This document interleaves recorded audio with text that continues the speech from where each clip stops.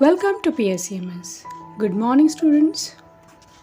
In the previous lecture, we have seen what is frames and how we have to create that. Now we are going to start the new chapter, that is chapter number 9, Forms in HTML. One of the interesting features of web is the interactive nature of web pages, which allows the visitors to interact and to add some relevant information on it. Forms help you to do this. A form can be useful to collect personal information, contact information, opinions, any kind of user input the author may need, or the enter shipping or credit card data or order or the product or any other relevant information which is required. A form is a collection of fields of information on a page. It resembles a paper or a database form where a user fills required information. In this lesson, we are going to create a forms. But before that, we will see what exactly the form method, form actions, input elements and input attributes. Form methods means it specifies how the browser should communicate with the server. Possible values are get and post. What is form action here? It normally specifies the file page that the form is submitted to. The value could either be URL to the script or an email to, which will send the form directly to the specified address. Now, let's see how exactly form is created and what form elements are there and what input elements and input attributes are there. Okay, let's start. Here we are going to create one form using obviously the form tag. Okay, so HTML, then body, then we have to type the form tag. Creating a form which requires a basic information from the user. So according to that, we have to give some inline information for the user to what to enter. So here we will type enter your name. This information will be given to the user. That person should enter the name in the box available, and to create that box we have to use this input tag. Okay, so in that input we have to use the attribute type. Type is equal to text, means we are going to create a text box there. Then the name, this is the name attribute for the input tag. Here a username, whatever the name you want to give, it's up to you. Then next, size is up to you, what size the text box should be. So you can set that 20, 30, 40, it's up to you. Then the max length means what? You can set the limitation for the entering data, means a 20 characters can be entered or a 40 or a 30, it's up to you. Then a value, here you can predefine text can be given in that particular text box. If you want to give, you can type anything which you want. If you don't want, then just give the double quotes, don't write anything and complete the bracket. And then you can see here BR is used to break the line. As you know, if we will not give BR a break tag, then the text box will be displayed, and then next whatever we are going to type, that will be continued on the next same line. So to take the text next line, we have to add the break there compulsorily. Remember that we have to use the BR tag. Okay. Then the next is enter your password. So here input type password. So because of the type password, so the text box is there, but whatever the value will be entered, it will be look like a symbols, not the text exactly. Okay. So here the name, password, size is equal to 20. Then the value, as I said, if you want to give a predefined value, you can enter the value, otherwise you can leave it to blank. Okay, then angle bracket complete, and again you have to use the BR for break. Then the next line, now select. your gender. Here we are going to use a next type of value, your input type, that is what? Here the option we have to use, like two different genders. In that you have to select any one. So obviously the type should be radio. Radio button will allow you to select only one option from the available.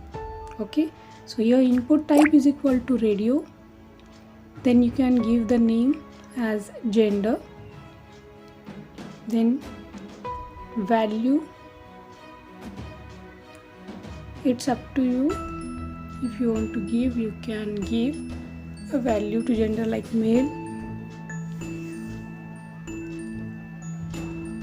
Then bracket complete, type the text which you want to display in front of that particular radio button. So obviously here we are going to tell the user to select the gender, so obviously you have to type the male. Then use the break. Here what you can do, you can use the shortcuts. No need to type the whole text. You just can do a copy that particular. Here what I have done, I just copied the text, input type radio, name, gender, value. Only value has been changed here, female, and then here the particular text is also changed. But you can check there that we have copied the same thing, means tags will be the same, only the content can be changed. So you can copy that particular thing. Okay, then you can see after female checked is there, means what? This attribute allows you to predefine checked, means that radio button by default female will be checked. If you want to change, you can select to male or else female, but whenever your form will be loaded, that female will be checked because of that checked attribute. Okay, then break. After that we are going to see how to create a list in our form. So for that we are going to use the select attribute. Which attribute? Select tag, not attribute, select tag. In that select name is equal to, here we are going to use the city, so of course cities will be there. Then bracket complete, and here we are going to use the options. Option tag is only used with the select tag.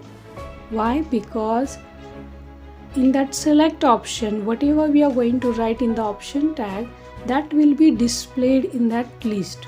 Okay, so here I am copying that options, because in the list obviously we have to give more name. So for that we have to use option tag as many as we want. So here I'll just paste that option and then type the name of the cities.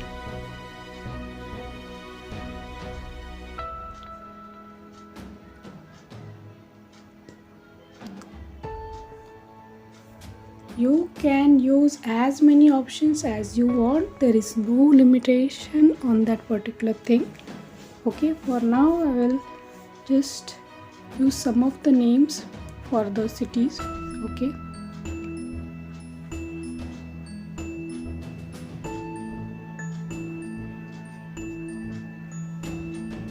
I will close this select tag.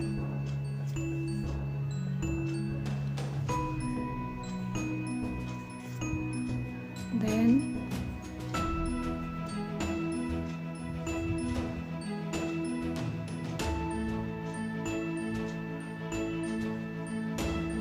close the form tag, then close body tag,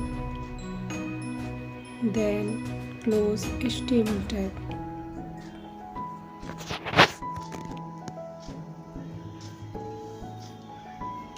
Now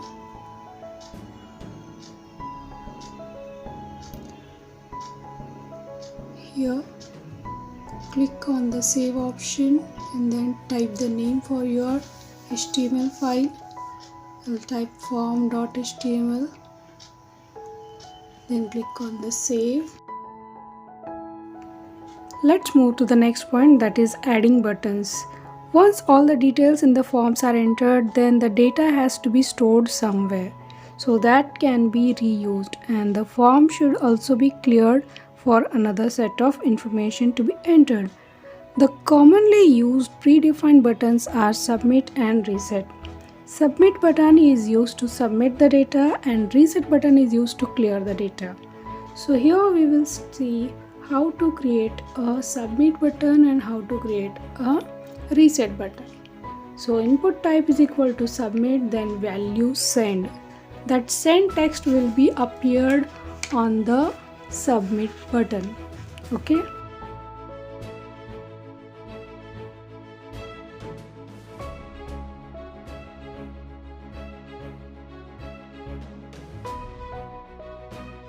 Then input type is equal to reset, double quotes complete, then value is equal to, here whatever the value we are going to give, that will be seen on your button. Okay, so here we have created the two buttons. Now we are going to see how exactly it looks. Okay, for that save that information and then minimize the screen. Then here on your browser, open it and refresh it. See here, the button, send button is displaying you, right? Then here reset is not working. Why? Then you have to open your notepad and see what exactly happened. Here angle bracket is not given. So again I will give and save and then open this window, refresh it.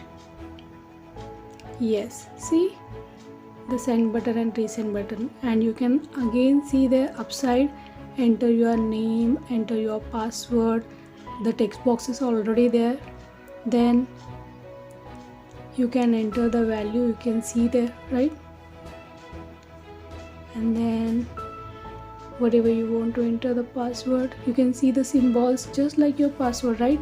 Then select the gender and the list we have seen, then send button and then resend.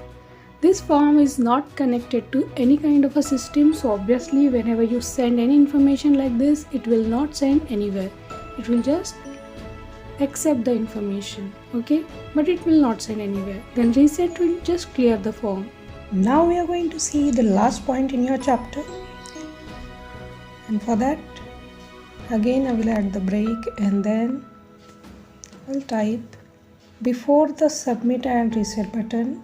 I will give the two breaks here because I want to give the space.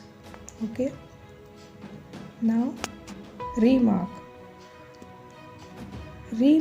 is actually see, many times user have to enter a lot of data, so text box is not sufficient to enter, right?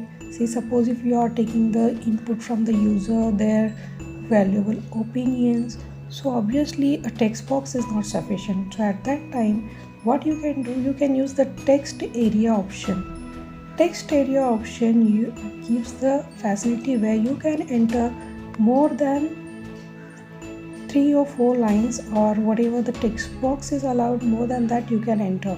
So text area, rows is equal to 5 and columns is equal to 50. So here rows and columns will give the space where the user can enter the data. So the calls and the rows will be calculated and that space will be given. Then you can just close the text area, save that and see the difference. Just refresh in your browser. Here you can see the biggest text box. So normally a text box has a limitation to enter the data, but here in the remark you can enter as much of data as you want and then you can send it. So here we have finished our chapter. All the points are clear. If you have any doubt, you can ask me in the group or else you can repeat this video. Till then, take care. Bye bye.